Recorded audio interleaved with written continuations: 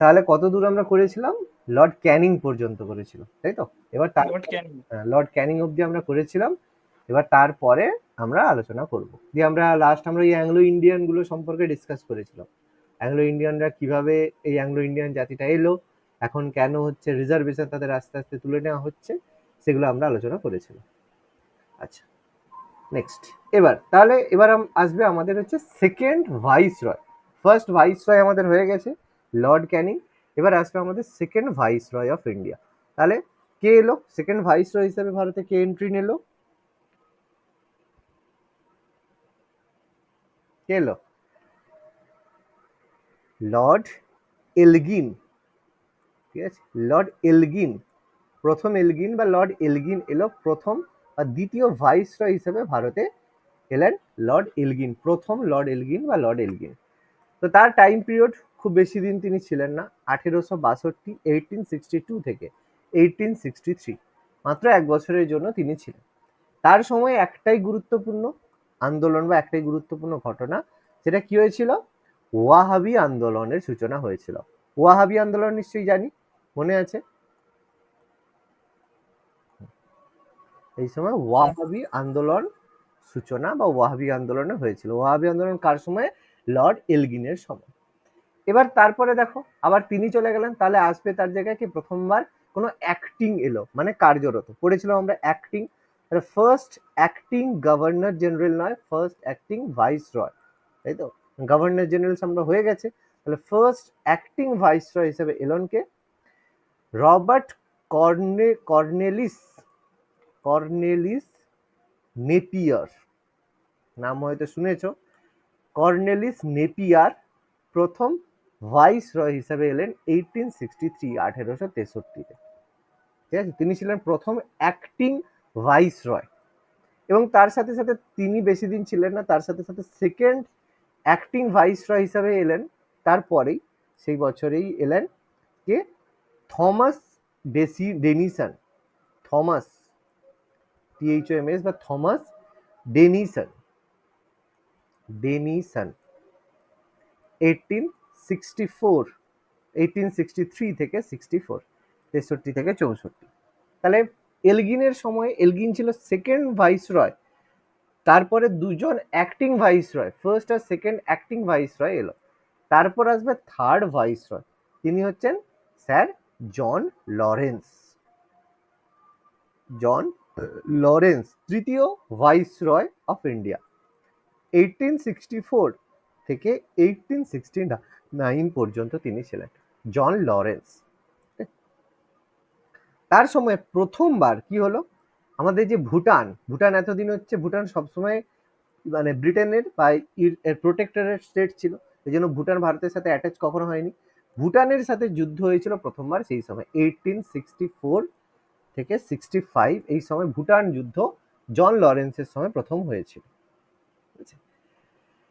এবার এর সময় অবশ্যই সব থেকে গুরুত্বপূর্ণ সেটা হচ্ছে হাইকোর্ট এস্টাবলিশ হয়েছিল। আমরা জানি হাইকোর্ট গঠিত হয়েছিল ভারতে প্রথমবার 1862-তে, 1862-তে যে হাইকোর্টগুলো গঠিত হয়েছিল, সেই হাইকোর্টগুলো এই সময় কার্যকরী। আচ্ছা, হাইকোর্টগুলো 1862-তে আমরা বলে দিয়েছিল। ইউনিভার্সিটি, হ্যাঁ, কলকাতা বোম্বে কাউন্সিল অ্যাক্টের মাধ্যমে 1861-এ হাইকোর্টগুলো হয়ে গেছিল। 1862 না, এখানে আর হাইকোর্ট বলার দরকার নেই, এখান থেকে 64-এ এগুলোকে কার্যকরী করা হয়েছিল। ছাড়া হাইকোর্ট এখানে লেখার দরকার নেই, ওখানেই করবে হাইকোর্ট, এখানে হাইকোর্ট করার দরকার নেই। হ্যাঁ, আচ্ছা, এখানে করবে 1868 বিখ্যাত একটা অ্যাক্ট পাস হয়েছিল, মনে আছে? Tenancy act. কি ছিল বলতো tenancy act? Sir Punjab tenancy act. হ্যাঁ, পাঞ্জাব টেনেন্সি অ্যাক্ট। হ্যাঁ, টেনেন্সি অ্যাক্ট, যেটা হয়েছিল পাঞ্জাব আর অযোধ্যাতে, পাঞ্জাব আর অযোধ্যাতে হয়েছিল। এবার টেনেন্সি অ্যাক্টটা কি ছিল মনে আছে? স্যার প্রজাস্বত্ব আইন। প্রজাস্বত্ব আইন। মানে আগে কি হতো, যে তুমি যদি লোন নিয়েছো, লোন শোধ করতে পারছো না, তখন তোমার যে জমি সেটা বাজেয়াপ্ত করা হবে এবং তুমিও বলতে গেলে একটা কৃতদাসের মতো হয়ে যাবে। ঠিক আছে, অর্থাৎ কৃষককে বন্দি করা হতো। এই টেনেন্সি অ্যাক্টের মাধ্যমে সেটা নিষিদ্ধ করা হয়। এটা আর করা যাবে না, 1868-এ হয়েছিল। তারপর খুবই ফেমাস 1865-এ প্রথমবার ইন্ডিয়াতে কি হয়েছিল, টেলিগ্রাফ কমিউনিকেশন বা টেলিগ্রাফ ব্যবস্থা হয়েছিল। আগে হতো তো টেলিগ্রাফে সব মেসেজ পাঠানো হতো, আমাদের হচ্ছে আমরা ছোটবেলা পর্যন্ত টেলিগ্রাম লিখতাম, মনে আছে? টেলিগ্রাফের মধ্যে টেলিগ্রাম লিখতাম। টেলিগ্রাফ ব্যবস্থা হয় 1865-এ ইন্ডিয়া থেকে Europe, India to Europe Telegraph ব্যবস্থার সূচনা করা হয় 1865। জন লরেন্স, বলো। আচ্ছা, থার্ড। এবার হচ্ছে ফোর্থ, চতুর্থ ভাইসরয় এলেন কে? লর্ড মায়ো, MAYO বা মায়ো, 1869 থেকে 72, 69 থেকে 72 লর্ড মায়ো আসে। তার সময় ভীষণ ভীষণ ভীষণ ভেরি ইম্পর্টেন্ট কি হয়েছিল, 1871-এ প্রথম সেন্সাস বা জনগণনা হয়েছিল। আমাদের শেষ সেন্সাস কবে হয়েছে? 2011 2011, তাই তো? 21-এ হয়নি কারণ কোভিডের জন্য, যাই হোক একটা ছুতো পেয়েছে, তো আবার একটা করার কথা আছে। এবার কবে নেক্সট লাস্ট, এবার পরেরটা কবে হওয়ার কথা? স্যার 29 21-এ ছিল কিন্তু 21-এ কোভিড এর জন্য হয়নি, তাহলে তারপর আবার কবে হবে? 31 হবে তো 31 নয়, 31-এ 29-এ হবে, 29-এ হবে, ঠিক আছে? 29-এ হবে, এটা গভর্নমেন্ট ঘোষণা করেছে। এবার তারপরে দেখা যাক কি হয়, মোদিজি এবার কি করে দেখা যাক, অনেক কাজ করছে, এবার এই কাজটা কবে করে দেখা যাক। আচ্ছা, নেক্সট, প্রথমবার 1869-এ, তার সময়ে 1869-এ প্রথমবার আমাদের statistical survey of India, statistical survey of India গঠন করা হয়। তাহলে কি কাজ করে, আমাদের যে বিভিন্ন দেশের মানে দেশের মধ্যে বিভিন্ন কিছু প্রোডাকশন হয়, গম বলো, মানে ধান বলো, বহু রকমের শস্য, বহু রকমের প্রোডাকশন হয়, তার যে হিসেব রাখা, সেগুলো আমাদের এই স্ট্যাটিস্টিক্যাল সার্ভে অফ ইন্ডিয়া করে। বিশেষ করে জনগণনার বা সেন্সাসের কাজটা স্ট্যাটিস্টিক্যাল সার্ভে অফ ইন্ডিয়া বেশি করে, এছাড়া আরো একাধিক কাজ করে থাকে। এবার লর্ড মায়োর ক্ষেত্রে একটা গুরুত্বপূর্ণ ইনফরমেশন আছে, একমাত্র ভাইসরয় যিনি কর্মরত অবস্থায় যার মৃত্যু হয়, ঠিক আছে? কর্মরত অবস্থায় মৃত্যু একমাত্র ভাইসরয়। এবার মৃত্যু বলতে যেটাকে বলা হয় অ্যাসাসিনেশন, বা তাকে হত্যা করা হয়েছিল, ঠিক আছে? এবার এই হত্যাটা বলা হয় কে করেছিল, একজন মানে তার নাম বলা হয় শের আলী বলে। এবার এটা নিয়ে অনেক ব্যাপার আছে, এবার বলা হয় কেউ হত্যা করেছিল, আবার এটাকে এক ধরনের বলা হয় যে অ্যাক্সিডেন্টালের মতো, মানে বলা হয় একটা ব্রিজের উপর দিয়ে যাচ্ছিল দুজনে, তখন দুজনে ঘোড়ায় যাচ্ছিল, কিন্তু একজন পাস করতে পারবে, তো মায়ও বলছে আমি যাব, শের আলী বলছে আমি যাব, দুজনের মধ্যে বচসা হয়, সেই বচসায় শের আলী বন্দুক বের করে গুলি করে দেয় লর্ড মায়োকে, ঠিক আছে? তো যাই হোক, এটা কতটা সত্যি বা কতটা মিথ্যা সেটা নয়, এটা প্রথম কর্মরত অবস্থায় তার মৃত্যু হয়েছিল কোথায় না, আন্দামানে, ঠিক আছে? আন্দামানে কর্মরত অবস্থায় মৃত্যু, একমাত্র ভাইসরয় যার কর্মরত অবস্থায় মৃত্যু হয়েছিল। ওকে, বলো, এতটা যদি ক্লিয়ার হয় বলবে। 4 জন ভাইসরয় আমরা আলোচনা করলাম।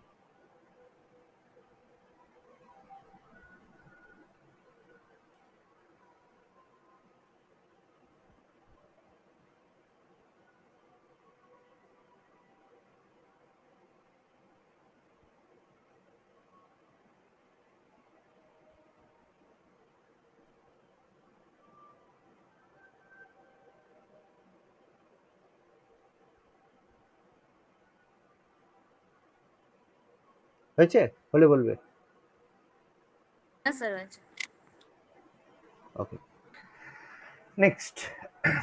এবার তাহলে আমাদের 2 জন অ্যাক্টিং ভাইসরয় হয়েছে, এবার আমাদের আসবে third acting viceroy. Third acting viceroy আসবে, তার নাম হচ্ছে স্যার জন স্ট্রেচে, মাত্র 1872। আর ফোর্থ তার সঙ্গে পরেই আসে, তার নাম হচ্ছে ফ্রান্সিস নেপিয়ার, ফ্রান্সিস নেপিয়ার 1872-তে। পরপর দুজন, মানে মায়োর পরে যেহেতু মারা গেছিলেন সেই জন্য অ্যাক্টিং হিসেবে পরপর দুজন ভাইসরয় অ্যাক্টিং হিসেবে এসেছিলেন। এবার আসবে আমাদের কততম, ফিফথ, পঞ্চম ভাইসরয়, তার নাম আসবে লর্ড নর্থব্রুক।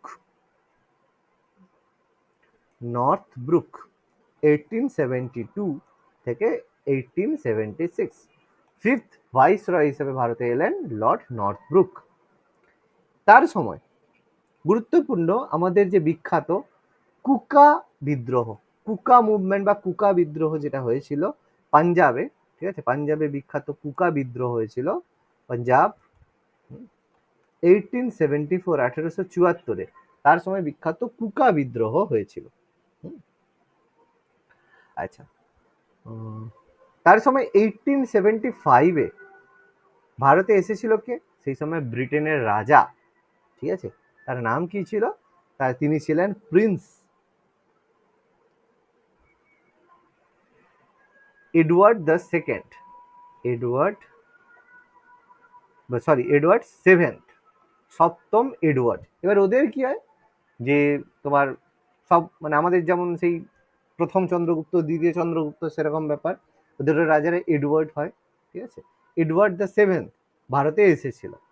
তার সময় 1876 প্রথমবার আমাদের বিভিন্ন যে ব্রিটিশরা আমাদের উপর যে অত্যাচার করছে সেই জন্য বিভিন্ন নাটকের মতো করা হতো, এই জন্য 1879 প্রথমবার নাট্যাভিনয় নিয়ন্ত্রণ আইন পাস করা হয়। নাট্যাভিনয় নিয়ন্ত্রণ আইন তার সময় পাস করা হয়েছিল, ঠিক আছে। আচ্ছা, লর্ড নর্থব্রুক। তারপর আমাদের হচ্ছে সিক্সথ ভাইসরয়, সবচেয়ে কুখ্যাত লর্ড লিটন, আছেন 1876 থেকে 1880, 1776 থেকে 80 ভারতের সবচেয়ে কুখ্যাত ভাইসরয় হিসেবে আছেন লর্ড লিটন। তাকে বলা হয় সবচেয়ে কুখ্যাত ভাইসরয় তাকে বলা হয়, ঠিক আছে। আচ্ছা, তার সময় প্রথমবার 1877 কি হয়, দিল্লি দরবার হয়, ঠিক আছে, দিল্লি দরবার হয়। এবার এই সময় দিল্লি দরবার হয়, কিন্তু সেই সময় ভারতে দুর্ভিক্ষও ছিল, ঠিক আছে। তো এই সময় ভারত মানে দুর্ভিক্ষে মানুষ খেতে পাচ্ছে না, কিন্তু দিল্লি দরবারে একদম গ্র্যান্ড খাওয়া দাওয়া থেকে শুরু করে সবকিছু চলছে। তো সেই মানে সেই যে খবরটা ব্রিটেনে সেই সময় পেপার্স থেকে শুরু করে সব জায়গায় পাবলিশ হয়েছিল, সেই কারণে এটা একটা বিতর্কের বিষয় সেই সময় হয়েছিল। তো এই সময় দিল্লি দরবার হয়েছিল আর দুর্ভিক্ষ সেই সময় চলেছিল। এবার এই দুর্ভিক্ষ মানে এই করার জন্য 1878 একটা ফেমিন কমিশন গঠন করা হয়েছিল। ফেমিন কমিশন মানে এই যে দুর্ভিক্ষ হচ্ছে সেই সম্পর্কে রিপোর্ট, কতজন মারা গেছে, এই সব ব্যাপার ফেমিন কমিশন গঠন করা হয়েছিল। আচ্ছা, এনার সময় 1879 আফগানিস্তানের সঙ্গে কি হয়েছিল, বিখ্যাত গন্ডোমার্কের সন্ধি, গন্ডোমার্কের সন্ধি এই সময় হয়েছিল আফগানিস্তানের সঙ্গে। আফগানিস্তান আমরা জানি আফগান যুদ্ধ হয়েছিল, ঠিক আছে, আফগান যুদ্ধ, তার ফলে গন্ডোমার্কের সন্ধি 1879 লর্ড লিটনের সঙ্গে স্বাক্ষরিত হয়। আচ্ছা, ভেরি ফেমাস 1878 কি হয়েছিল, বিখ্যাত vernacular press act, vernacular press, বিখ্যাত ভার্নাকুলার প্রেস অ্যাক্ট এই সময় পাস হয়েছিল। আচ্ছা, তারপর 1878 ফেমাস আর একটা আইন পাস হয়েছিল, সেটা হচ্ছে আর্মস অ্যাক্ট, অস্ত্র আইন। কি হতো, যার মাধ্যমে ভারতীয়রা কোনো অস্ত্র রাখতে পারতো না, কিন্তু ইউরোপিয়ানরা বিনা লাইসেন্সে অস্ত্র রাখতে পারতো, কিন্তু ভারতীয়রা রাখতে পারতো না। তার সময় আরেকটা বিখ্যাত কাজ হয়েছিল যে সিভিল সার্ভিস ছিল, ঠিক আছে, সিভিল সার্ভিসে তিনি বয়স কমিয়ে দিয়েছিলেন, ঠিক আছে। এবার দেখো এমনিতেই সিভিল সার্ভিস টাফ, তারপরে আরো তিনি বয়স কমিয়ে কি করলেন, যাতে ভারতীয়রা চান্স না পায়, সিভিল সার্ভিসে তিনি এজকে 21 থেকে কমিয়ে 19 করে দেন, ঠিক আছে, তার মানে চাকরি পাওয়া আরো বেশি কঠিন করে দেওয়া হলো, ঠিক আছে। বলো এতটা যদি লেখা হয় বলবে, পরে সবচেয়ে ভালো ভাইসরয়ের কাছে যাব, কুখ্যাতর পরে একটু ভালোর কাছে যেতে হবে।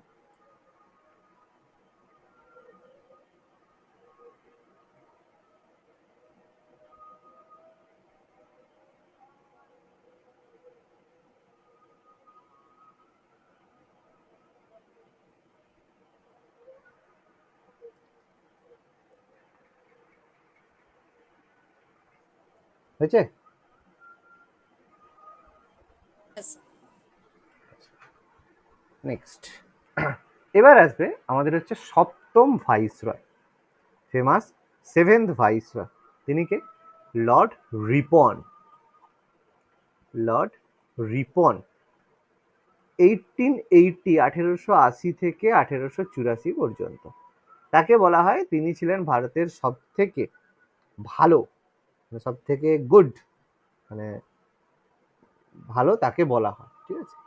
তো তার সময় প্রথমত শিক্ষা সংক্রান্ত 1882 শিক্ষা সংক্রান্ত হান্টার কমিশন গঠন হয়, ঠিক আছে।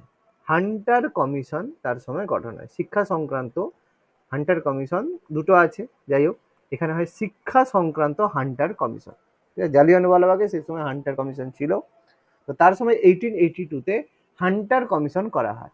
আর তিনি কি করেন, এই যে সিভিল সার্ভিসের যে এজটা ছিল, সিভিল সার্ভিসের যে এজটা ছিল সেটাকে তিনি আবার বাড়িয়ে 19 থেকে 21 করে দেন। এটা পরীক্ষায় আসে যে দুজনে উল্টে দিয়েছিল, তিনি এটা করে দিয়েছিলেন আর সঙ্গে সঙ্গে বলছে না এতে গন্ডগোল, সেই কারণে আবার এটাকে উল্টে ঠিক করে দিয়েছিল, ঠিক আছে। তার সময়ে প্রথমবার 1881-এ প্রথমবার ফ্যাক্টরি অ্যাক্ট পাস হয়, ফ্যাক্টরি অ্যাক্ট কারখানা আইন পাস হয়, ঠিক আছে। ফার্স্ট ফ্যাক্টরি অ্যাক্ট মানে যার মাধ্যমে যে কারখানায় যারা রয়েছে কর্মচারী রয়েছে তাদের উন্নতির জন্য তিনি কারখানা অ্যাক্ট বা ফ্যাক্টরিজ অ্যাক্ট প্রথম তিনি পাস করেন 1881-এ, 1881-তে। তিনি এই যে ভার্নাকুলার প্রেস অ্যাক্ট ছিল সেটাকে তিনি বাতিল করেন, ভার্নাকুলার প্রেস অ্যাক্ট তিনি বাতিল করেন 1882, 1882-তে ভার্নাকুলার প্রেস অ্যাক্ট তিনি বাতিল করেন। আচ্ছা, তারপর বিখ্যাত তিনি ভারতে লোকাল সেলফ গভর্নমেন্ট মানে আজকের দিনে যে পঞ্চায়েত ব্যবস্থা রয়েছে সেটা তিনি চালু করেন, লোকাল সেলফ গভর্নমেন্ট চালু করেন, সেই জন্য তাকে ভারতের স্বায়ত্ত শাসনের জনক বলা হয়ে থাকে। 1882 ভারতে স্বায়ত্ত শাসনের জনক তাকে বলা হয়ে থাকে। এবার তার সময় বিখ্যাত একটা বিল পাস হয়েছিল যেটা তিনি ভালোর জন্য করেছিলেন, সেটা হচ্ছে বিখ্যাত ইলবার্ট বিল। ইলবার্ট বিল কি ছিল? ইলবার্ট বিল ছিল, ইলবার্ট বিল 1883 তিনি চালু করেন, ঠিক আছে। ইলবার্ট বিল তিনি এই সময় চালু করেন, কিন্তু আন্দোলনের জন্য বাধ্য হয়ে তাকে এটাকে মানে বন্ধ করে নিতে, প্রত্যাহার করে নিতে তিনি বাধ্য হয়েছিলেন, ঠিক আছে। 1883-তে চালু করেন আর 1883-তেই তিনি এটা বন্ধ করে দেন, চালু করে বন্ধ করেন, চালু করেন আর বন্ধ করেন সেম ইয়ার। এবার এটা কি ছিল, প্রথমে কি হতো, কোনো ইউরোপীয় যে কোনো বিচারপতি, যে কোনো ভারতীয় কোনো বিচারপতি সেই কোনো মানে ইউরোপীয় দোষী ব্যক্তির বিচার করতে পারতো, কিন্তু পারতো না। ইলবার্ট বিলের মাধ্যমে বলা হলো যদি যোগ্যতা থাকে তাহলে ভারতীয় বিচারপতিরাও ইউরোপীয়দের বিচার করতে পারবে, ব্যাস এই নিয়ে গন্ডগোল বা এই আন্দোলনের জন্য 1883-তে এই ইলবার্ট বিল চালু করাটাকে তিনি বন্ধ করেন, ঠিক আছে। আচ্ছা, এটা লর্ড রিপন, গুরুত্বপূর্ণ। তারপরে আসবে আমাদের আরেকজন বিখ্যাত ভাইসরয়, তিনি হচ্ছেন লর্ড ডাফরিন। প্রত্যেকেই আমরা জানি লর্ড ডাফরিনকে। 1884 থেকে 1888 পর্যন্ত। তার সময় সব থেকে বিখ্যাত জানি আমাদের গঠিত হয়েছিল ইন্ডিয়ান ন্যাশনাল কংগ্রেস 1885-তে অ্যালেন অক্টোভিয়ান হিউমের এতে ইন্ডিয়ান ন্যাশনাল কংগ্রেস গঠিত হয়, যাকে আমরা হিউম এবং ডাফরিনের ষড়যন্ত্রের ফলশ্রুতি হিসাবে বলে থাকি, ঠিক আছে, ইন্ডিয়ান ন্যাশনাল কংগ্রেস, ঠিক আছে। যাই হোক বিশাল ব্যাপার। হ্যাঁ, আর এই সময় কি হয় যে আমাদের যে মায়ানমার যে বার্মা আছে, সেই বার্মা কি হয়, ভারতের সাথে যুক্ত হয়, বার্মা ভারতে যুক্ত হয়। আচ্ছা, তারপরে নেক্সট ভাইসরয় হিসেবে ভারতে এলেন কে?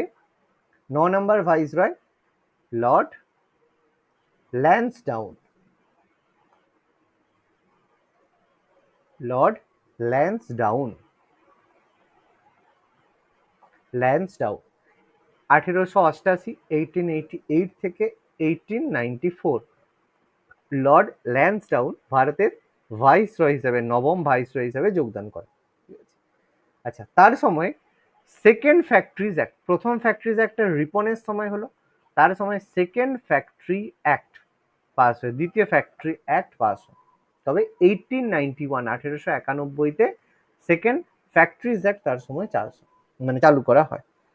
তিনি বিখ্যাত 1892 1892 সালে কি চালু হয়েছিল তার সময় বিখ্যাত কাউন্সিল অ্যাক্ট, তাই তো, ইন্ডিয়ান কাউন্সিল অ্যাক্ট, সেকেন্ড যে Indian council act, Indian council act তার সময় দ্বিতীয়টা যে হয়েছিল সেটা সেই সময় হয়েছিল ইন্ডিয়ান কাউন্সিল অ্যাক্ট। তিনি বিখ্যাত একটা কমিশন গঠন করেছিলেন, খুবই বিখ্যাত কমিশন, যেটা হচ্ছে ডুরান্ড কমিশন। ডুরান্ড ব্যাপারটা কি, ডুরান্ড লাইন আমাদের আছে, তো এই সেই সংক্রান্ত ডুরান্ড কমিশন কোন দুটো দেশের মধ্যে ডুরান্ড লাইন রয়েছে? পাকিস্তান আর আফগানিস্তানের মধ্যে।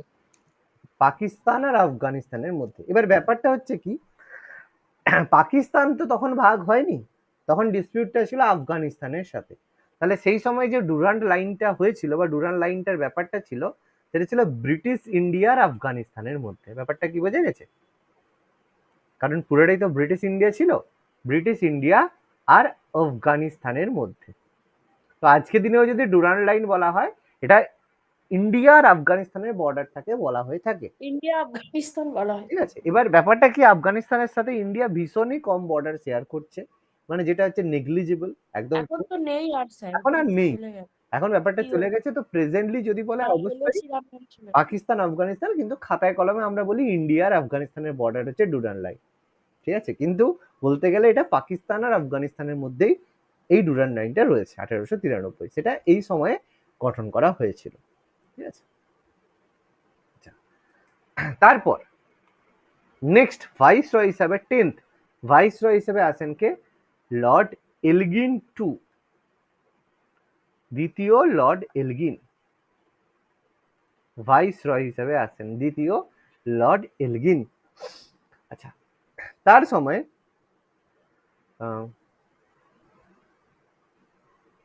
একটাই করে 1897-এ আমরা যে চাপেকর ব্রাদার্স, চাপেকর ভাতৃদ্বয় বা চাপেকর যে ব্রাদার্স ছিল, তারা হত্যা করেছিল কাকে? ইংরেজ কর্মচারী দুজন ছিল, তাদের নাম কি?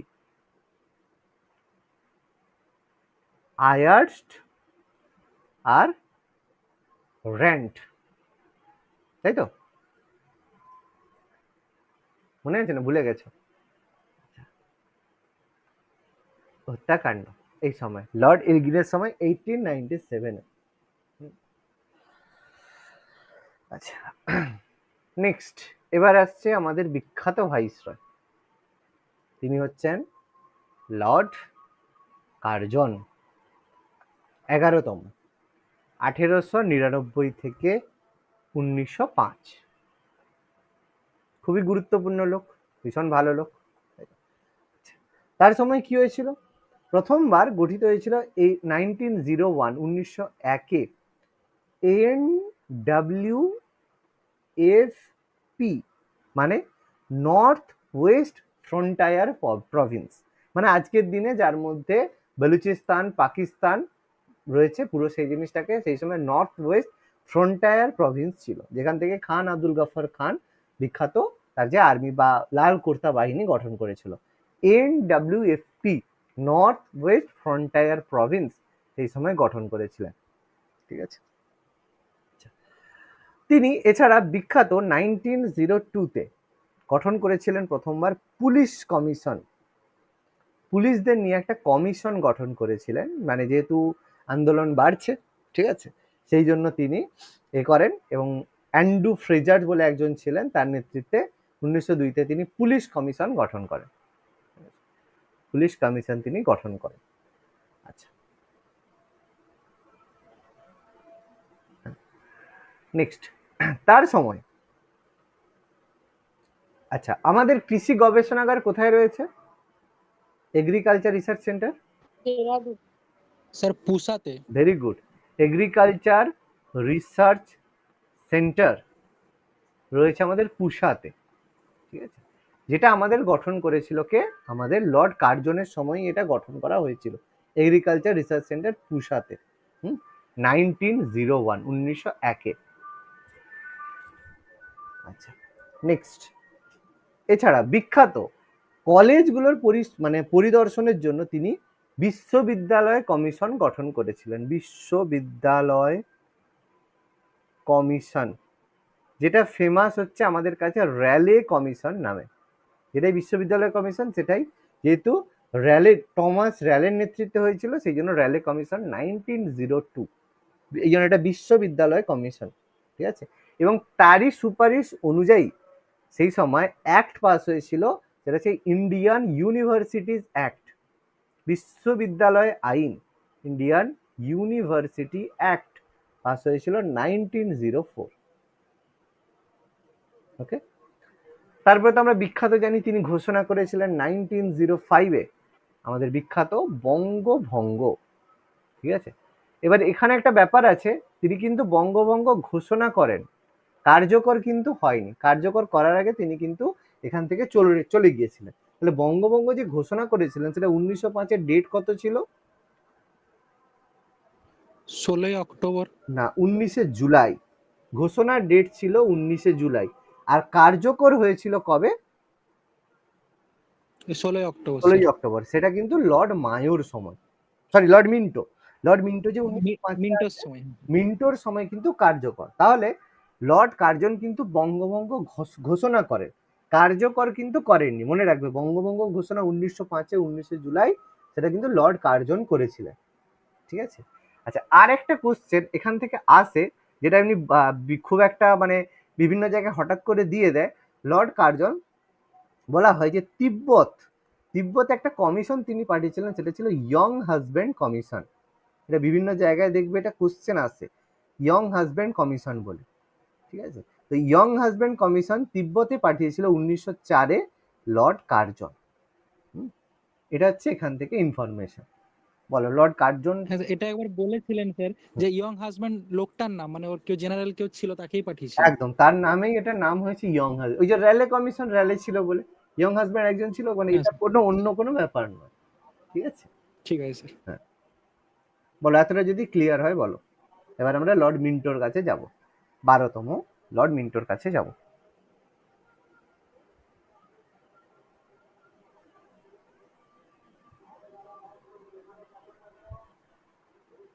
সামনের সপ্তাহে রুটিন দেওয়া আছে, তার মধ্যে এর এমসিকিউ থাকবে, একটু ভালো করে পড়ে নেবে, পুরোটা যা লেখাচ্ছি একটু ভালো করে পড়বে, এমসিকিউ সামনের সপ্তাহে হবে, চেষ্টা করবে যেন ম্যাক্সিমাম করা সম্ভব হয়।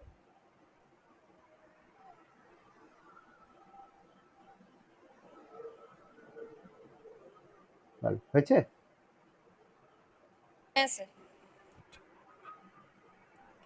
নেক্সট, লর্ড কার্জনের পরে এই যে আমরা বললাম 12তম হিসাবে এলেন কে, লর্ড মিন্টো, ঠিক আছে, লর্ড মিন্টো 1905 থেকে 1910। তাহলে তার সময় প্রথমেই যে কাজ যা ঘোষণা করে গেছিল সেটাকে কমপ্লিট করতে হবে, ঠিক আছে। তাহলে কমপ্লিট হবে তার সময় 1905-এ 16ই অক্টোবর, তার সময় কি হয়, বঙ্গভঙ্গ কার্যকর হয়। তাহলে বঙ্গভঙ্গ কার্যকর হলে কি হবে? সবাই আনন্দিত হবে, তাই তো। স্বদেশী ও বয়কট আন্দোলন সূচনা বা হয়েছিল তার সময়, ঠিক আছে, 1905 থেকে 1911 পর্যন্ত চলেছিল। 11 পর্যন্ত কেন? কারণ 11তে এসে বঙ্গভঙ্গ খারিজ করা, সেটা কিন্তু মিন্টোর সময় নয়, সেটা আবার পরবর্তী হার্ডিঞ্চের সময়। আচ্ছা, লর্ড মিন্টো, তার সময় আমরা জানি মরলে মিন্টো, ফেমাস যে মরলে মিন্টো অ্যাক্ট হয়েছিল, ঠিক আছে, 1909 মরলে মিন্টো অ্যাক্ট, যেটা কাউন্সিল অ্যাক্ট ছিল। মরলে মিন্টো অ্যাক্ট ফেমাস, আমাদের কাউন্সিল অ্যাক্ট ছিল, সেই সময় বিখ্যাত মরলে মিন্টো অ্যাক্ট হয়েছিল। এছাড়া সেই সময় আমরা জানি 1906 আমাদের দুটো দল হয়েছিল, তার মধ্যে প্রথম অবশ্যই মুসলিম লীগ, মুসলিম লীগ গঠন হয়, আর যুগান্তর দল, তাই তো, যুগান্তর দল সেই সময় গঠন হয়েছিল। তারপরে অবশ্যই আমরা জানি 1907 কি হয়েছিল, সুরাট, সুরাট স্প্লিট। হ্যাঁ, সুরাট বিচ্ছেদ হলো কংগ্রেসের মধ্যে, নরমপন্থী চরমপন্থীর বিচ্ছেদ, সে থেকে সুরাট বিচ্ছেদ হলো, ঠিক আছে। আচ্ছা, তারপরে লর্ড মিন্টো চলে গেল, লর্ড মিন্টোর জায়গায় এলেন আমাদের লর্ড হার্ডিঞ্জ টু। প্রথম লর্ড হার্ডিঞ্জ ছিল, এটা হচ্ছে দ্বিতীয় লর্ড হার্ডিঞ্জ, দ্বিতীয়। তবে 1910 থেকে 1916 লর্ড হার্ডিঞ্জ দ্বিতীয় ভারতে ভাইস রয় হিসেবে এলেন। তার সময় বেসিক্যালি আমরা জানি 1911-তে বিখ্যাত দিল্লি দরবার হলো, দিল্লি দরবার হলো, এবং এখান থেকে ক্যাপিটাল ট্রান্সফার হলো, তাই তো, এখানে ক্যাপিটাল ট্রান্সফার হলো, কলকাতার থেকে দিল্লি ক্যাপিটাল ট্রান্সফার হলো। এবং তার সাথে সাথে যে বঙ্গভঙ্গ ছিল, যেটা নিয়ে এত আন্দোলন, সে 1911-তেই বঙ্গভঙ্গ রদ করা হলো। তাহলে বঙ্গভঙ্গ রদ হয়ে গেছে মানে আমাদের স্বদেশী আন্দোলনও বন্ধ তার সাথে। আচ্ছা, তার সময় 1914-তে 1914 বিখ্যাত মাদ্রাজ লেবার ইউনিয়ন গঠন হয়, মাদ্রাজ লেবার ইউনিয়ন গঠন হয়, ঠিক আছে। বিপি ওয়াদিয়া তার নেতৃত্বে মাদ্রাজ লেবার ইউনিয়ন 1914 গঠন হয়। তাছাড়া আমাদের বিখ্যাত ফেমাস ইনস্টিটিউট হিসাবে 1915 গঠন হয় আমাদের বেনারস হিন্দু ইউনিভার্সিটি। দুটো সেই সময় একসাথে গঠন হয়েছিল মদন মোহন মালব্যের নেতৃত্বে। প্রথমত হিন্দু মহাসভা, আর হচ্ছে তোমার তার সাথে সাথে বেনারস হিন্দু ইউনিভার্সিটি, একসাথেই আমাদের বিএইচইউ, যেটা আজকের দিনে ফেমাস হিন্দু ইউনিভার্সিটি, মদন মোহন মালব্য। 1914টা কি লিখেছেন একটু বলুন। বলছি, হ্যাঁ, মাদ্রাজ লেবার ইউনিয়ন, মাদ্রাজের যে লেবার ইউনিয়ন বিপি ওয়াদিয়ার নেতৃত্বে, মাদ্রাজ লেবার ইউনিয়ন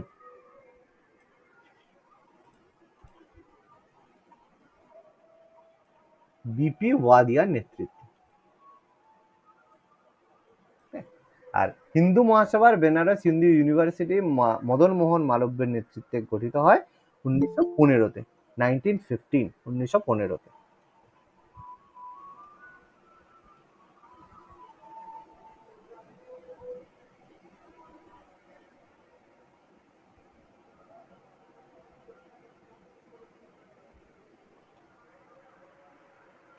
আচ্ছা, এর সাথে সাথে আর দুটো কাজ মনে রাখতে হবে। 1915 আমাদের পৌঁছে গেছেন গান্ধীজি, তাই তো, গান্ধী রিটার্ন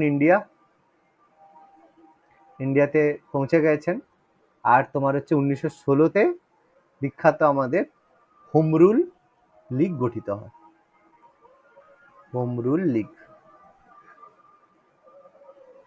গঠন হয়েছিল সেই সময়। এবার আমরা 14তম ভাইস রয়ের কাছে যাব,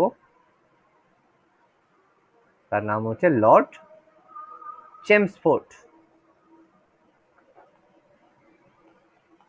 1916 থেকে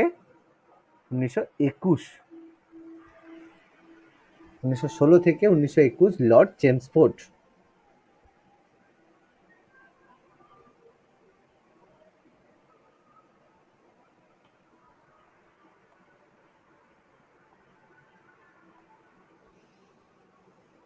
বলো, হয়েছে?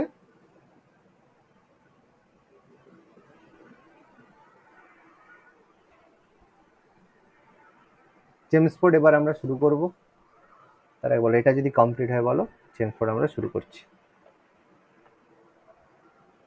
হ্যাঁ স্যার। আচ্ছা, নাম্বার প্রথমত 1916 কি হলো, পুনেতে ওমেন ইউনিভার্সিটি, প্রথমবার ওমেন ইউনিভার্সিটি হলো কোথায়, পুনেতে। কে করলো, কেশব কার্ভে, নাম লিখতে পারো, কেশব কার্ভের নেতৃত্বে পুনেতে ওমেন ইউনিভার্সিটি চালু করা হলো। 1916 মহিলা বিশ্ববিদ্যালয় কেশব কার্ভে চালু করেন পুনেতে। তারপর 1917 ভেরি ফেমাস শিক্ষা সংক্রান্ত হয় স্যাডলার কমিশন, খুব ফেমাস, আমরা শুনেছি স্যাডলার কমিশন ফেমাস, যেটা কলকাতা বিশ্ববিদ্যালয় কমিশনও বলা হয়, সেটা হচ্ছে স্যাডলার কমিশন 1917-তে, ঠিক আছে। তারপর 1920 গঠিত হয় বিখ্যাত আলিগড় মুসলিম ইউনিভার্সিটি, আলিগড় মুসলিম ইউনিভার্সিটি গঠিত হয়। আচ্ছা, তারপর ফেমাস আমরা জানি 1916-তে আমাদের হচ্ছে লখনৌ প্যাক্ট, লখনৌ চুক্তির নরমপন্থী চরমপন্থীদের মধ্যে বিখ্যাত লখনৌ প্যাক্ট মানে তৈরি হয়। তারপর আমাদের গান্ধীজি পৌঁছেছে, কিছু তো করবে, তাহলে 1916-তে তিনি কি করলেন, সবরমতী আশ্রম, সবরমতী আশ্রম, সবরমতী আশ্রম গঠন গান্ধীজি করলেন, ঠিক আছে। আচ্ছা, তারপর এবার গান্ধীজির আন্দোলনগুলো আমরা জানি। 1917-তে প্রথম তার ফেমাস হচ্ছে চম্পারণ, চম্পারণ সত্যাগ্রহ, তাই তো।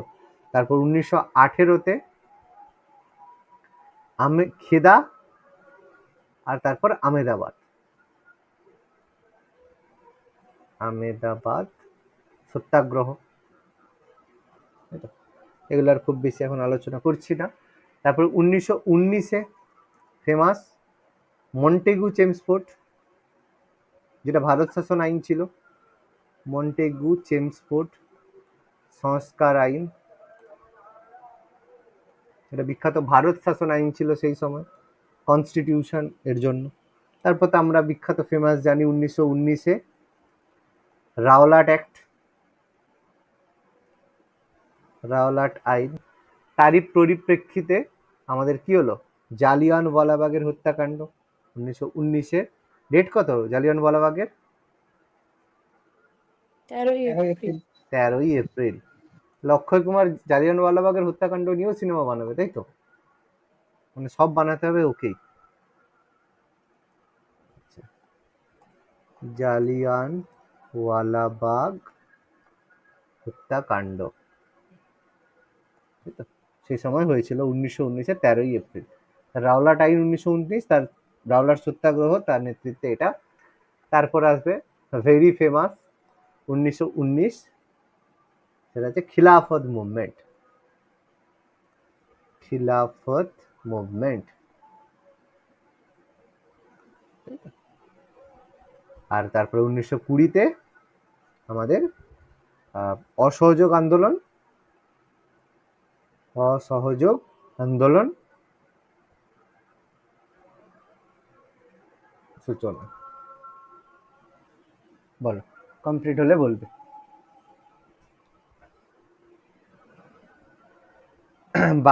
14 জন ভাইস রয় আমরা করে নিলাম। আর কিছু আছে? আর আমাদের স্বাধীনতা সংগ্রামের ব্যাপার স্যাপার চলছে।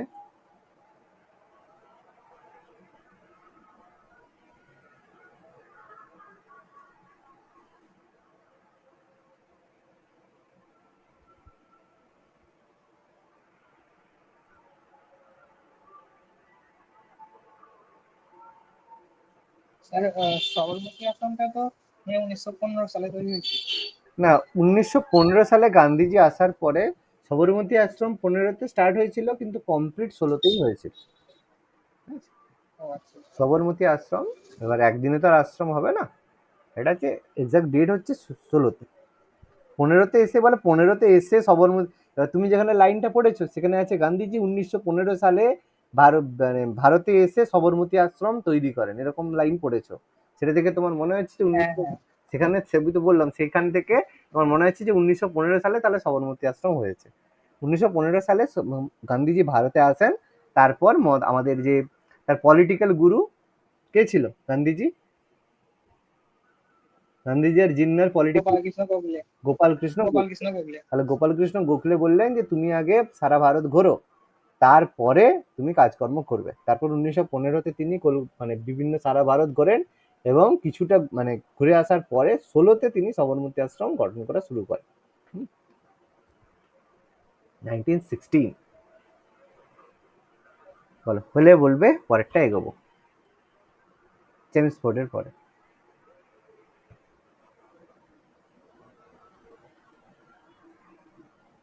হয়েছে? হয়েছে স্যার। ওকে, তাহলে লর্ড চেমসফোর্ড 1921 পর্যন্ত তিনি ছিলেন। তাহলে এবার আসবে 15তম ভাইসরয়।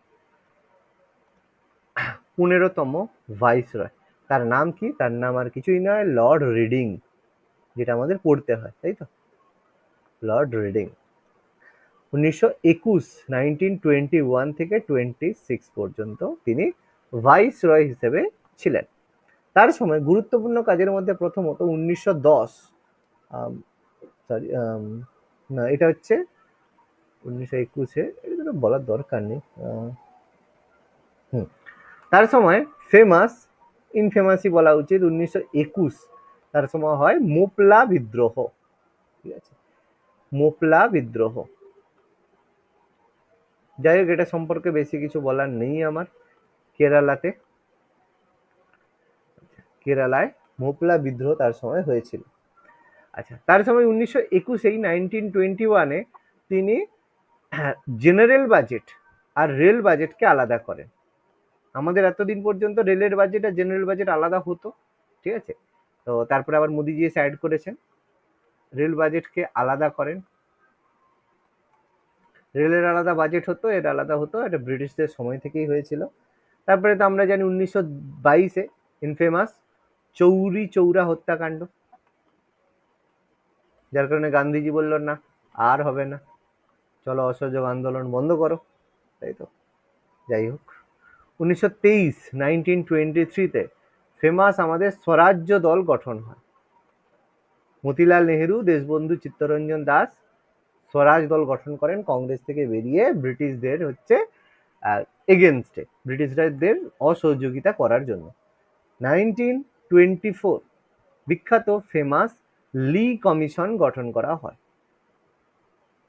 লি কমিশন গঠন করা হয়, আইন সংক্রান্ত লি কমিশন গঠন করা হয়। 1925 very famous infamous Kakori rail ডাকাতি, জানি আমরা, ফেমাস কাকোরি রেল ডাকাতি, লর্ড রিডিং এর সময়। আচ্ছা, তারপর আমাদের হচ্ছে 1925-1925-এ আরএসএস গঠন হয়। আরএসএস রাষ্ট্রীয় স্বয়ংসেবক সংঘ বা কেশর বলিরাম হেডগেরে।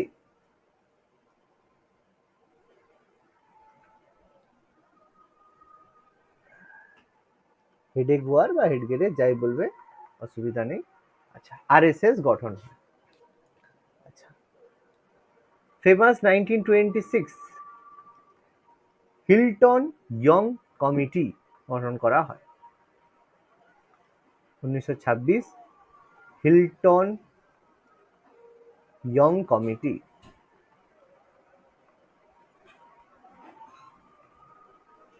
গঠন করা হয়। আর এরই নেতৃত্বে, এরই সুপারিশে কি হয়, পরবর্তীকালে 1935-এ আরবিআই গঠন হয়। ঠিক আছে, এবং এর পেছনে যদিও বি আর আম্বেদকারের অবদান সবচেয়ে বড়। তো এই হিলটন ইয়ং কমিটির সুপারিশেই 1935-এ পরবর্তীকালে আরবিআই গঠন হয়েছিল। আরএসএসটা কি লিখেছেন? আরএসএস আরএসএস এর হচ্ছে যে ফাউন্ডার, বাদ দাও এখন পড়ে না, তোমার হচ্ছে নাম অ্যাকচুয়ালি কেশব বলিরাম হেডগেওয়ার। ঠিক আছে, হেডগেরে সাহেব, এর উচ্চারণ ইংলিশে তো রয়েছে, তো কেশব হেডগেরে লিখে রাখো, কেশব হেডগেরে লিখে রাখো। ওই অপশন পেয়ে যাবে, অপশনে লিখে দেবে, বুঝতে পারছো? মানে এদের নামটা একটু মানে অন্যরকম হয় আমাদের। হেডগে সাহেব, হেডগে বলা হয়, হেডগে রে, এটাই বলবে। আমি একটু দেখিয়ে দিচ্ছি নামটা, ইংলিশের প্রোনাউন্সিয়েশনটা দেখিয়ে দিচ্ছি, তাহলে বুঝতে পারবে। আরএসএস ফাউন্ডার এই যে কেশব বলিরাম হেডগে হয়ে, ঠিক আছে, হেডগে রে। এবার এর উচ্চারণ কি বলবে বলে যে বাংলায়? উইকিপিডিয়া অনুযায়ী আরএসএস 1925 এবার এটার হচ্ছে তুমি বাংলায় হচ্ছে কিভাবে লিখবে বলো তো? ট্রান্সলেট টু বাংলা, এই বাংলা, এই দেখো হেড গেওয়ার, বুঝতে পারছো? এবারে স্পেলিং দেখালাম, এবার এটাকে তুমি যেভাবে খুশি লিখতে পারো, কোনো চাপ নেই। এবার এটাকে উচ্চারণ করে কখনো হেডগেরে উচ্চারণ করে, হেডগেওয়ার, যে যা উচ্চারণ করতে পারে। ওকে, ঠিক আছে। স্পেলিংটা ওই জন্য দেখিয়ে দিলাম। আচ্ছা বলো, এবার হচ্ছে আমাদের 16তম ভাইস রয় কে এলো? Lord Irwin. এবার এলো আমাদের লর্ড আরউইন। তাহলে লর্ড আরউইনের সময় আমাদের 1926 থেকে 1931 পর্যন্ত লর্ড আরউইন ছিলেন। লর্ড আরউইনের মধ্যে প্রথমত আমাদের হচ্ছে জানি তার সময় লালা লাজপত রায় সেই যে আন্দোলন করেছিল সাইমন কমিশন বিরোধী, তাই তো? 1927 সাইমন কমিশন করে দিয়ে আগে 1927 তার সময় বিখ্যাত সাইমন কমিশন গঠন, এবং তারই প্রতিবাদ করতে গিয়ে 1928 আমাদের 17ই নভেম্বর লালা লাজপত রায়ের মৃত্যু হয়। লালা লাজপত রায় মৃত্যু হয়, ঠিক আছে? আন্দোলন করতে গিয়ে ব্রিটিশরা এমন মেরেছিল, আসলে মেরেছিল তোমার 30শে অক্টোবর, যে 17ই নভেম্বর লালা লাজপত রায় মারা যায়। তো মৃত্যুর প্রতিশোধ নেওয়ার জন্য, ঠিক আছে, 1900 মাত্র এক মাসের মধ্যে, এক মাসই বলা যায়, ঠিক আছে, 1928 সালে আমাদের ডিসেম্বরেই, ঠিক আছে, ডিসেম্বর 1928 ডিসেম্বরেই জন স্যান্ডার্স যে ছিল, স্যান্ডার্সকে হত্যা করে। কে করে? ভগৎ সিং এর যে আমাদের দল, নাম কি ছিল? HSRA, হিন্দুস্তান সোশ্যালিস্ট রিপাবলিকান অ্যাসোসিয়েশনের সদস্যরা, তার মধ্যে ফেমাস ছিল ভগৎ সিং, হত্যা করে, তাই তো? জন স্যান্ডার্সকে হত্যা করে। আচ্ছা, তারপরে 1928 আমাদের ফেমাস হচ্ছে নেহেরু রিপোর্ট, পড়িয়েছিল আমরা মতিলাল নেহেরু, তার ফেমাস নেহেরু রিপোর্ট পাবলিশ করে মতিলাল নেহেরু। মতিলাল নেহেরু জওয়াহরলাল নেহেরুর পিতা, তাই তো? বাবার ট্যালেন্ট, বাবার এতেই যাই হোক এসেছিল। 1929 তারপর আমাদের ফেমাস লাহোর সেশন, কংগ্রেসের লাহোর সেশন, যার ফলে আমাদের পূর্ণ স্বরাজের যে দাবি ওঠে, এবং ওটা আমাদের ওই রাভি নদীর তীরে স্বরাজ, রাভি নদীর তীরে পতাকা উত্তোলন হয়, সেখান থেকে স্বাধীনতা দিবস পালনের ব্যাপার হয়।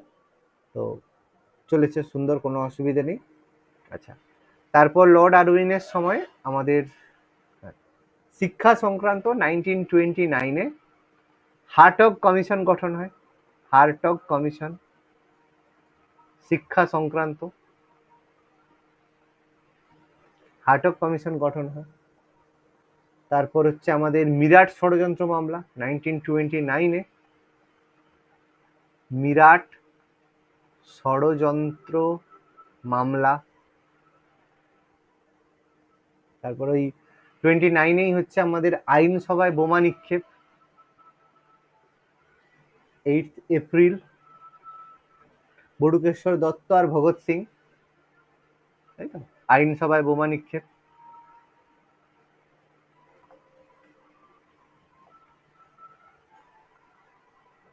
বোমা নিক্ষেপ করে, তারপর নিজেরাই অ্যারেস্ট করে, সারেন্ডার করে নিজেদেরকে। তারপর আমাদের ইনফেমাস 1930 12ই মার্চ গান্ধীজির ডান্ডি মার্চ শুরু।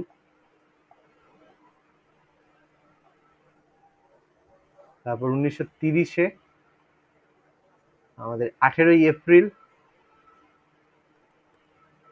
চট্টগ্রাম অস্ত্রাগার লুণ্ঠন। মাস্টারদা সূর্য সেন নেতৃত্বে। আচ্ছা, তারপর হচ্ছে আমাদের 1930-এ আমাদের প্রথম গোল টেবিল বৈঠক লন্ডনে হয়েছিল। লন্ডনে তিনটে পর দুটো হয়েছিল এর সময়, ঠিক আছে। প্রথমটা হচ্ছে ফার্স্ট রাউন্ড টেবিল কনফারেন্স, যেটাতে কংগ্রেস যোগদান করেনি। তারপরে এই 1931-এ 1931-এ তোমার 5th মার্চ গান্ধীজির সাথে চুক্তি হয়, তাই তো, গান্ধী আরউইন প্যাক্ট, যেটাকে দিল্লি চুক্তি নামে পরিচিত। গান্ধী আরউইন প্যাক্ট, যেটা হচ্ছে আমাদের কাছে দিল্লি প্যাক্ট নামে পরিচিত, স্বাক্ষর হয়, যার পরিপ্রেক্ষিতে কংগ্রেস বলতে বিশেষ করে গান্ধীজি সেকেন্ড রাউন্ড টেবিল কনফারেন্সে যোগদান করে।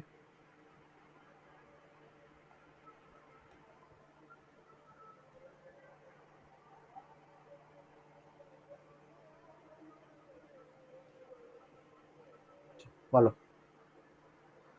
হলে বলবে, তারপরে স্যার বলো বলো বলো।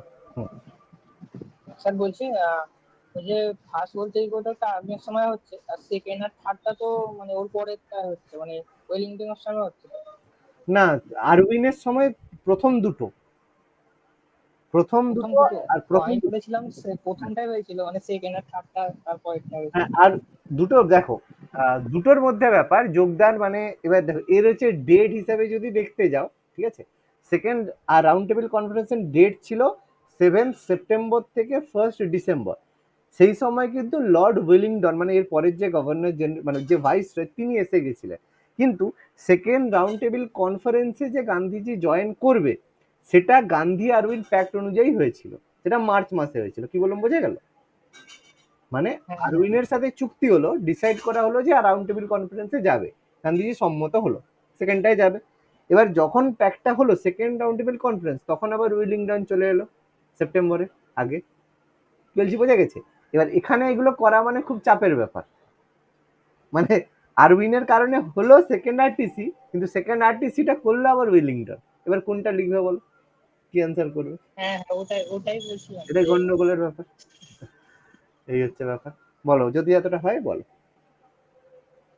ডেট তো আছে, ওই ডেট ধরে ধরে করলে মানে হবে, কোনো অসুবিধা নেই পার্টিকুলারলি। এবার অতটা মনে রাখাও তো সম্ভব নয় যে 1931-এর এত ডেট থেকে এত ডেট, সেগুলো বললেও আমি লিখিয়ে দেবো, কিন্তু তাই মাথা খারাপ হবে আরো।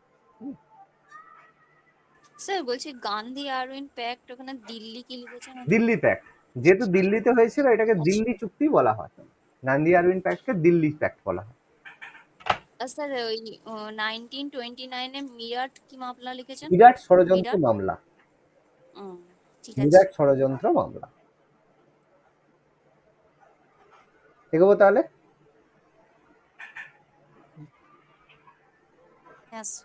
আচ্ছা, তাহলে 16 হয়ে গেল। এবার আমাদের 17তম গভর্নর ভাইসরয় আমাদের আসছে। কে আসছে? Lord Wellington.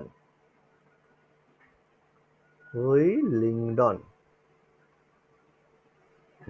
তাহলে উইলিংটনের টাইমটা হচ্ছে আমাদের 1931 থেকে 36, ঠিক আছে।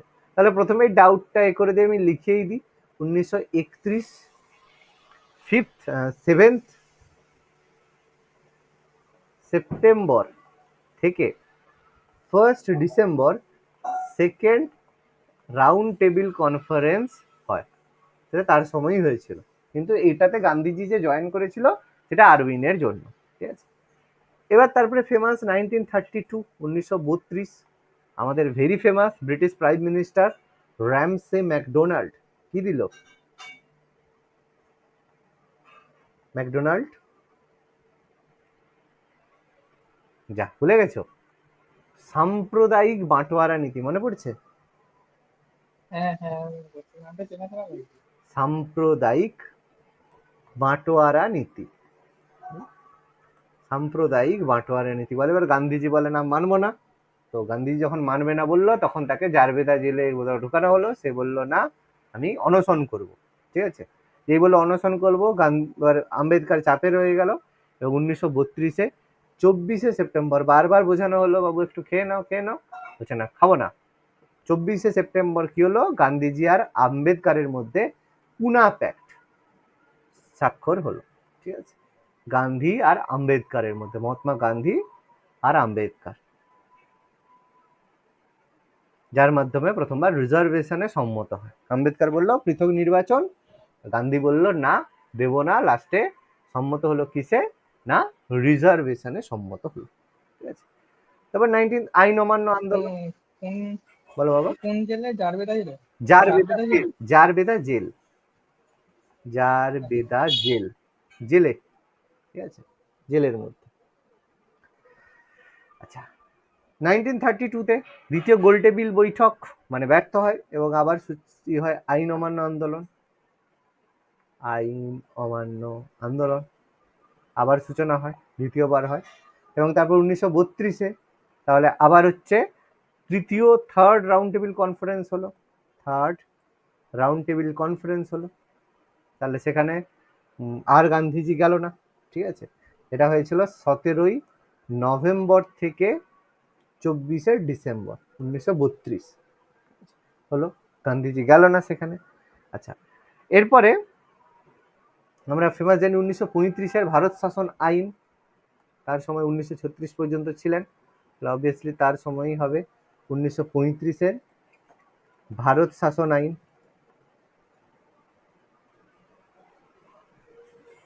গভর্নমেন্ট অফ ইন্ডিয়া বা ভারত শাসন আইন তার সময় পাস হয়। ঠিক আছে, আর 1934 যদি দেখো, সেই সময় কংগ্রেস সোশ্যালিস্ট পার্টি গঠন হয়। কংগ্রেস সোশ্যালিস্ট পার্টি গঠন হয়। ফাউন্ডার কে কে ছিল? আচার্য নরেন্দ্র দেব, আচার্য নরেন্দ্র দেব আর জয়প্রকাশ নারায়ণ, জেপি নারায়ণ, জয়প্রকাশ নারায়ণ। পরবর্তীকালে ইন্দিরা গান্ধীর সময় জেপি মুভমেন্ট যে হয়েছিল, এই জয়প্রকাশ নারায়ণ 1934। এবার হচ্ছে নেক্সট 18তম viceroy Lord Linlithgow. Lord Linlithgow 1936 থেকে 43। লর্ড লিনলিথগো, তার সময় আমাদের 1937 ইলেকশন হয়, নির্বাচন হয়। সেখানে প্রচুর সিটে হচ্ছে আমাদের কংগ্রেস জিতে যায়, মানে ভারত শাসন আইন অনুযায়ী নির্বাচন হয়। সে কংগ্রেস মানে অনেক সিট পায়, মন্ত্রিসভা গঠন করে। কিন্তু 1939-এ এসে সেটা আবার বন্ধ হয়ে যায়। তারপরে আমরা জানি 1938-এ হরিপুরা কংগ্রেসে সুভাষচন্দ্র সভাপতি হয় 1938-এরটায়। 39-এ ত্রিপুরীতে হয়, তাতেও জিতে যায়। কিন্তু সে তারপরে সুভাষচন্দ্রকে তোমার হচ্ছে ইন্ডিয়ান ন্যাশনাল কংগ্রেস ছাড়তে বাধ্য করা হয়। ঠিক আছে, তার জায়গায় রাজেন্দ্র প্রসাদ হয়। এবং 1939-এ এসে নেতাজি গঠন করে ফরওয়ার্ড ব্লক। ফরওয়ার্ড ব্লক তিনটে কাজের সাথে যুক্ত আমাদের সবার প্রিয় নেতাজি। নেতাজি, তাই তো। 1940 মুসলিম লীগের লাহোর কংগ্রেসে কি হয়, পাকিস্তান প্রস্তাব গৃহীত হয়, পাকিস্তান রেজলিউশন পাস হয় মুসলিম লীগের লাহোর সেশন 1940-এ। বলা হয় যে না হবে। তারপরে আগস্ট অফার আমরা জানি। ঠিক আছে, এবং এখান থেকেই মোহাম্মদ আলী জিন্নাহ তার বিখ্যাত টু নেশন থিওরি। এবার এটা খুবই ডাউটফুল ব্যাপার, টু নেশন থিওরি কার। মোহাম্মদ আলী জিন্নাহকেও বলা হয় টু নেশন থিওরি, তারপর আমাদের সৈয়দ আহমেদ খানকেও বলা হয় টু নেশন থিওরি। তো এটা বিভিন্ন সময় বিভিন্নভাবে পপুলার হয়েছিল। এর পার্টিকুলার কার সেটা কখনোই বলা সম্ভব নয় কারো পক্ষে, কারণ প্রত্যেকে বিভিন্ন সময় এটাকে বিভিন্নভাবে এক্সপ্লেন করেছে। তো যদি অপশন থাকে টু নেশন থিওরি, দুটো অপশন থাকলে ডাউট, যদি সৈয়দ আহমেদ খান থেকে সেটাও হবে, যদি জিন্না থাকে সেটাও হবে। এবার যদি দুজনেই থাকে তাহলে আর কি বলবো, যা হোক একটা মারবে, যেটা মনে হবে ঠিক সেটাই উত্তর দেবে, কিছু করার নেই। ওকে, তারপরে 1940-এ 8 অগস্ট আছে বিখ্যাত লর্ড লিনলিথগোর অগস্ট অফার। অগস্ট অফার আছে, যেটা সবাই নাকচ করে দেয়। তারপর 1940 আমাদের ইন্ডিভিজুয়াল সত্যাগ্রহ। তারপর 1942-এ ভারতে আসে কে? ক্রিপস মিশন, তাই তো? ক্রিপস মিশন ভারতে আসে, ব্যর্থ হয়, কোনো চাপ নেই। তারপর 1942 সালে 1942 আবার নেতাজির নেতৃত্বে ইন্ডিয়ান ন্যাশনাল আর্মি গঠন হয়। ইন্ডিয়ান ন্যাশনাল আর্মি গঠন হয়, সেখান থেকেই তৈরি হয় আমাদের ফেমাস আজাদ হিন্দ ফৌজ। আজাদ হিন্দ ফৌজ, নেতাজির নেতৃত্বে আজাদ হিন্দ ফৌজ হয়। আর তারপরে আমরা তো জানি অলরেডি 1942 সালেই আমাদের কুইট ইন্ডিয়া মুভমেন্ট বা ভারত ছাড়ো আন্দোলন হয়।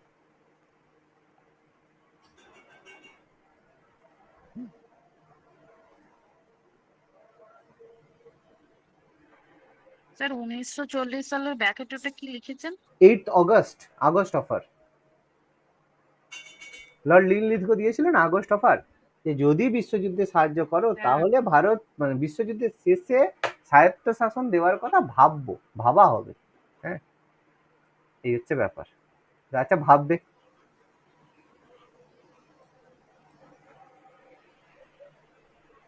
ভারতীয়রা তো এমনিতেই বোকা, কংগ্রেস তো ক্ষমতা লোভী, মেনে নেবে।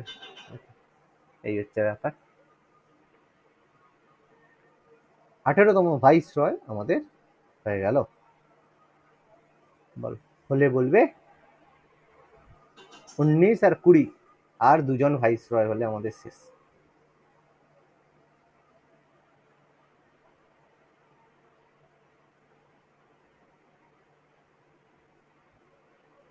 হ্যাঁ স্যার।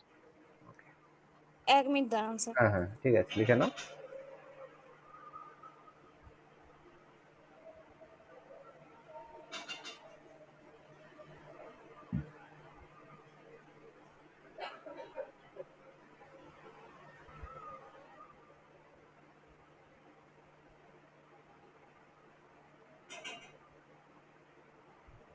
হ্যাঁ স্যার, হয়েছে।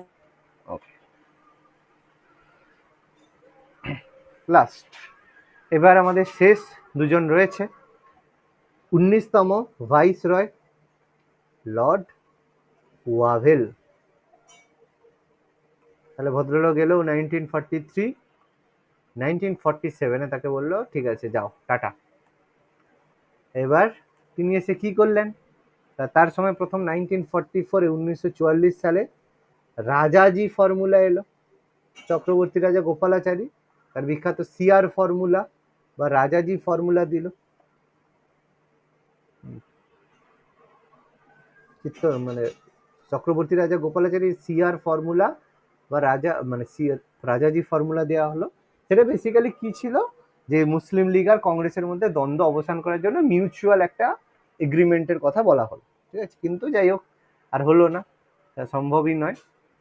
এবার 1945-এ ওয়াভেল পরিকল্পনা এলো, যেটাকে সিমলা অধিবেশন বলা হয়। সিমলা পরিকল্পনা হয় কিন্তু ব্যর্থ, ঠিক আছে? সিমলা কনফারেন্স হয়। তারপর 1946 সালে ভারতে এলো ক্যাবিনেট মিশন। ক্যাবিনেট মিশন ভারতে আসে কারণ নতুন সেখানে সরকার হয়ে গেছে, ভারত বন্ধু, তাই তো, পাঠিয়েছিল ক্যাবিনেট মিশন। তারপর 1946 আমাদের হচ্ছে 18ই ফেব্রুয়ারি নৌ বিদ্রোহ হলো, ঠিক আছে? তখন বুঝে গেল না আর বেশি দিন থাকা যাবে না, এবার একদম তল্পি তল্পা গুড়িয়ে যেতে হবে। তারপর 1946-এ 16ই অগস্ট জিন্না করলো ডাইরেক্ট অ্যাকশন ডে, যেটা নিয়ে সিনেমা বানানো হয়েছে, মানে আমাদের মমতাদি দেখতে দেবে না। আচ্ছা, যাই হোক, ক্যালকাটা গ্রেট ক্যালকাটা কিলিং। তারপরে 1946-এ সেপ্টেম্বরে 2 সেপ্টেম্বর ইন্টারিম গভর্নমেন্ট হলো, অন্তর্বর্তী সরকার। জওয়াহরলাল নেহরুর নেতৃত্বে ইন্টারিম গভর্নমেন্ট হলো, আমরা অলরেডি পড়েছি। 1946-এ এত কিছু করার পরে যখন হলো না, অক্টোবরে মুসলিম লীগ গণপরিষদে এই গভর্নমেন্টে যোগদান করে। যেগুলো আর কোনো কিছু করার নেই, তো শেষ পর্যন্ত আর কি করবে, এলো। আর ব্যাস, তারপরে আমাদের 1947-এ আমাদের ঘোষণা করে দেওয়া হলো যে আমাদের ভারতকে এবার স্বাধীনতা দেওয়া হবে, ঠিক আছে। 20th ফেব্রুয়ারি ক্লিমেন্ট এটলি ঘোষণা করলো যে আমরা 1948-এর জুনে ভারতকে স্বাধীনতা দেব। এটলি এই সময় বলেছিল 1947-এর 20 ফেব্রুয়ারি, ব্রিটিশ পার্লামেন্টে বলেছিল 48-এর জুনে আমরা স্বাধীনতা দেব। হঠাৎ করে পালিয়ে গেল কেন? রাতারাতি মাঝ রাত্রে পালিয়ে গেছিল, ঠিক আছে। এরা মানে ভাবো কি পরিমাণ ব্যাপার ছিল। যাই হোক, 20 লর্ড মাউন্ট ব্যাটেন 1947-এর মার্চে তড়িঘড়ি করে নিয়ে আসা হয়। মার্চ থেকে অগস্ট পর্যন্ত ছিলেন, March to August. Lord Mountbatten শেষ ভাইস রয় অফ ইন্ডিয়া, ঠিক আছে। তার সময় 3 জুন প্ল্যান, 3 জুন পরিকল্পনা হয়, ঠিক আছে। আর তার সময় 14 অগস্ট পাকিস্তান স্বাধীন হয়, আর 15 অগস্ট ইন্ডিয়া স্বাধীন হয়।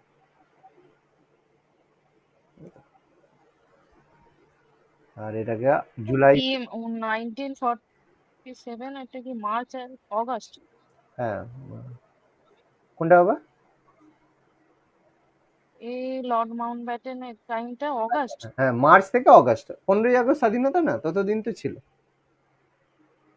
আর কোথায় যাবে।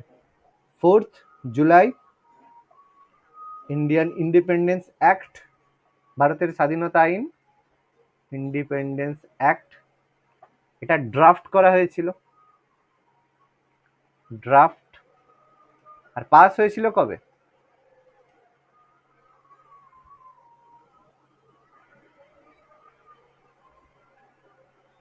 18th জুলাই, তাই তো?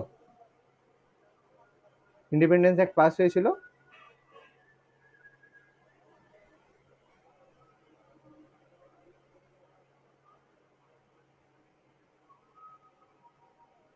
তাই তো?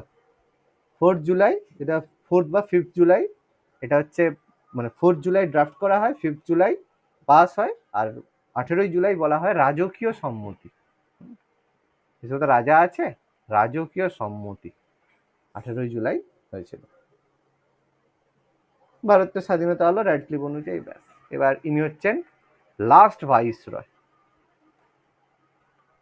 ভাইস রয়, আর এই অ্যাক্টের মাধ্যমে first governor general of free India.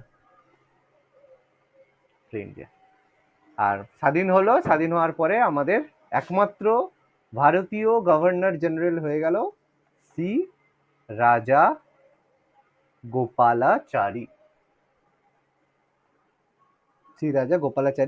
এলো, এবং তিনি 1948 থেকে 50 পর্যন্ত ছিলেন। কেন? কারণ যতদিন না কনস্টিটিউশন বা সংবিধান চালু করা হচ্ছে, ঠিক আছে। এবার 1950-এর 26 জানুয়ারি যখন আমাদের সংবিধান কার্যকরী হয়,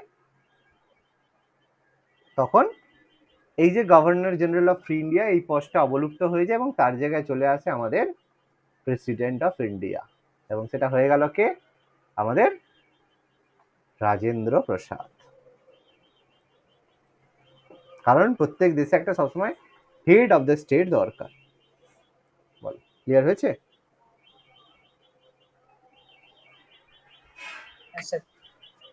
তাহলে মোটামুটি দেখো আমরা পুরো এটা কমপ্লিট করলাম, ঠিক আছে। এবার পরে, হ্যাঁ বলো। স্যার একটা কোশ্চেন আছে, নৌ বিদ্রোহটা একটু বলবেন? হ্যাঁ, নৌ বিদ্রোহটা মানে কি বলবো না কবে কোনটা বলবো? মানে কবে তো জানি, মানে কি জিনিসটা কি? নৌ বিদ্রোহর অ্যাকচুয়াল কারণ বা হয়েছিল ব্যাপারটা কি, যে এর আগে ইন্ডিয়ান ন্যাশনাল আমাদের যে নেতাজি সুভাষচন্দ্র বসুর যে আজাদিন ফৌজের যে ট্রায়াল মানে যেটা কেসটা, সেটা কোথায় হয়েছিল? লালকেল্লা বা রেড ফোর্টে ওপেন ট্রায়াল হয়েছিল, মানে সবার সামনে। ব্রিটিশরা ভেবেছিল যদি এইভাবে তাদেরকে শাস্তি দেওয়া হয় তাহলে ভারতীয়রা ভয় পাবে, কিন্তু হলো কি উল্টো। কারণ তারা দেখলো তাদেরই সৈন্যবাহিনীরা দেখলো তাদেরই বন্ধু বান্ধব বা পরিচিত ভারতীয়দেরকে এইভাবে হিউমিলিয়েট করা হচ্ছে। সেই জন্য বোম্বের যে তলোয়ার জাহাজ ছিল সেই জাহাজে প্রথম নাবিকরা আন্দোলনটা করলো, সেটা হলো নৌ বিদ্রোহ। এবার তার দেখা দেখি পুরো ভারতের যারা মানে নাবিক যারা রয়েছে, মানে মানে নেভাল আর্মি, তারা আন্দোলন করলো। এবং সেই আন্দোলন দেখে দেখে ইন্ডিয়ান আর্মি, মানে ব্রিটিশদের হয়ে যে ইন্ডিয়ান আর্মি রয়েছে, তারা আন্দোলন করলো। ফলে পুরো আন্দোলনটা এমনই হলো, তখনই ব্রিটিশরা বুঝতে পারলো যে এরপর আর এখানে থাকা সম্ভব নয়। সেটাই হচ্ছে নৌ বিদ্রোহ। ঠিক আছে, এবার সেই নৌ বিদ্রোহটাকে জওহরলাল নেহেরু বলো, আবার মানে গান্ধীজি বলো, মানে এরা কেউ সাপোর্ট করেনি। কেন করেনি? কারণ তার আগে ওই যে ব্রিটিশদের সাথে কথা হয়ে গেছে যে বাবু মানে তোমরা হচ্ছে করবে, এরকম করে ক্ষমতা দেওয়া হবে। তারা যদি সাপোর্ট করে, তখন যদি ব্রিটিশরা রেগে গিয়ে বলে যে না তোমাদেরকে আর ক্ষমতা দেওয়া হবে না, সেই জন্য বলছে না না আমরা সাপোর্ট করছি না নৌ বিদ্রোহকে। কি বলছি বোঝা গেছে? এটা হচ্ছে নৌ বিদ্রোহ। ও আচ্ছা, বুঝলাম। মানে সব দেখো কি বলতো, ওই পলিটিক্যাল ব্যাপার হচ্ছে তোমার, যতক্ষণ না হচ্ছে মানে যতক্ষণ স্বার্থ আছে বাবা ততক্ষণ পলিটিক্স আছে, এই হচ্ছে ব্যাপার। ঠিক আছে, আচ্ছা পরের দিন তাহলে এমসিকিউটা করবে, এমসিকিউটা করবে, আমরা পরের দিনের এমসিকিউটা আলোচনা করবো। ওকে, রুটিন দেওয়া আছে। স্যার লর্ড মাউন্ট ব্যাটনের 3 জুনটা কি লিখেছেন একটু বলে দিন। 3 জুন প্ল্যান, ওই যে 3 জুন প্ল্যান বা আচ্ছা। বলকান পরিকল্পনা ছিল, যেটাকে বলা হয়, যার মাধ্যমে এই যে সেই জিনিসটাকেই ভারত কিভাবে ভাগ হবে, কোন কোন এরিয়া ভারতের মধ্যে যাবে, কোন কোন এরিয়া পাকিস্তানের মধ্যে যাবে, সেটা টোটালি ওই প্ল্যানের মধ্যে ছিল। ওই প্ল্যানটাকে সেম ভাবে এক্সিকিউট করে দেওয়া হয়েছিল, করে দিয়ে ভারতের যে স্বাধীনতা আইন বা ইন্ডিয়ান ইন্ডিপেন্ডেন্স অ্যাক্ট ওটা পাস করা হয়েছিল। পুরো যে প্ল্যানটা হয়েছিল এক রাতের মধ্যে, কয়েক ঘন্টার মধ্যে করা হয়েছিল। সে গল্প পরে যদি কখনো সময় হয় তাহলে আমি বলে দেবো। ঠিক আছে, মারাত্মক গল্প। আচ্ছা ওকে, তাহলে সামনের সপ্তাহে রুটিন দেওয়া আছে, একটু প্রত্যেকে ভালো করে পড়বে। ঠিক আছে, ভালো করে পড়ে রাখবে, তাহলে এমসিকিউটা আমরা করবো।